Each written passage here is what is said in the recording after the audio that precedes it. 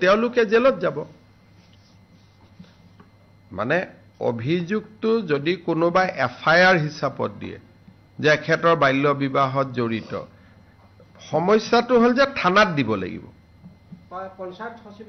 সচিবৰ ইয়াতো কাম নাই এটো ক্ৰিমিনেল কেছ হয় কোনোবাই কৈছে যে মেট্ৰিক সাৰ্টিফিকেটখন ভুৱা কোনোবাই কৈছে পিউ সাৰ্টিফিকেটখন ভুৱা গতিকে এনেকুৱা গুটেই কেছখিনি পুলিশ থানাত দিব লাগিব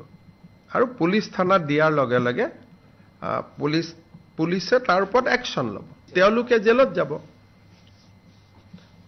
মানে অভিযুক্তটো যদি কোনোবা এফআইআৰ হিচাপত দিয়ে যে এখেতৰ বাল্য বিবাহত জড়িত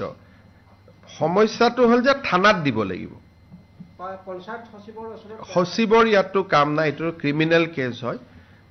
কোনোবাই কৈছে যে মেট্ৰিক সাৰ্টিফিকেটখন ভুৱা কোনোবাই কৈছে পিউ সাৰ্টিফিকেটখন ভুৱা গতিকে এনেকুৱা গুটেই কেছখিনি পুলিশ থানাত দিব লাগিব আৰু পুলিশ থানাত দিয়াৰ লগে লগে পুলিশে তাৰ ওপৰত একশন ল'ব